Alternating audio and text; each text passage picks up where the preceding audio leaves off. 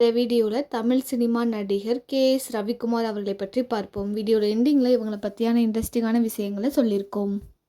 பெயர் கே.எஸ். ரவிக்குமார். பிறந்த தேதி 30/5/1957. உயரம் 173 சென்டிமீட்டர்.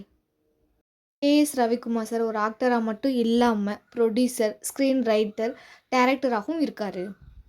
1986 ஆயிரம் பூக்கள் மலரட்டும் என்ற படத்தில் மோகன் சாருக்கு ஃப்ரெண்டாக கே.எஸ். ரவிக்குமார் சார் அறிமுகமாயிருப்பாங்க. 1990 புரியாத புதிர் என்ற படத்தை கே.எஸ். ரவிக்குமார் சார் தான் டைரக்ட் பண்ணியிருக்காங்க. இந்த படம் மூலியமாக தான் இவரோட டேரக்டராகவே நம்ம தமிழ் இண்டஸ்ட்ரிக்கு அறிமுகமாகறாங்க. இவங்க 40 படத்துக்கு மேலே டைரக்ட் பண்ணியிருக்காங்க கே.எஸ். ரவிக்குமார் சார். 1994 நாட்டாமை என்ற படத்தை கே.எஸ். ரவிக்குமார் சார் இயக்கியிருக்காங்க. இந்த படம் அவருக்கு பெரிய அளவில் ஹிட் கொடுத்துருக்கு. 1995 முத்து என்ற படத்தை கே.எஸ். ரவிக்குமார் சார் டைரக்ட் பண்ணியிருக்காங்க. இந்த படம் அவருக்கு பெரிய அளவில் ஹிட் கொடுத்துருக்கு. இந்த படத்தில் ரஜினி சாரோட நடிப்பாக இருக்கட்டும், மீனா மேமோட நடிப்பு எல்லாமே சூப்பராக இருக்கும். 1996 அவ்வை சண்முகி என்ற படத்தை கே.எஸ். ரவிக்குமார் சார் டைரக்ட் பண்ணியிருக்காங்க. இந்த படத்தில் கமல்ஹாசன் சூப்பராக நடிச்சிருப்பாங்க. 1999 படையப்பா என்ற படத்தை ரஜினி சார் நடிச்சிருப்பாங்க. இந்த படத்தில் அவ்வளோ பெரிய ஹிட். இந்த படம் பாட்டு சரி எல்லாமே சூப்பராக இருக்கும். 2000 மின்சார கண்ணா என்ற படத்தை கே.எஸ். ரவிக்குமார் சார் இயக்கியிருப்பாங்க. இந்த படம் அவருக்கு பெரிய அளவில் ஹிட் கொடுத்துருக்கு.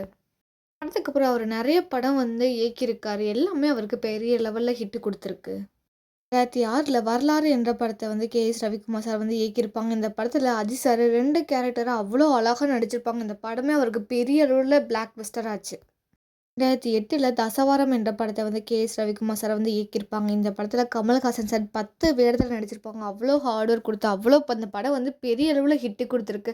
இல்லை அசின் மேமோட நடிப்பாக இருக்கட்டும், கமல்ஹாசன் சார் நடிப்பு, பாட்டு எல்லாமே சூப்பராக இருக்கும். இப்போ வரைக்கும் பார்த்தாலும் இந்த படம் அழகாக இருக்கும் பார்க்குறதுக்கு.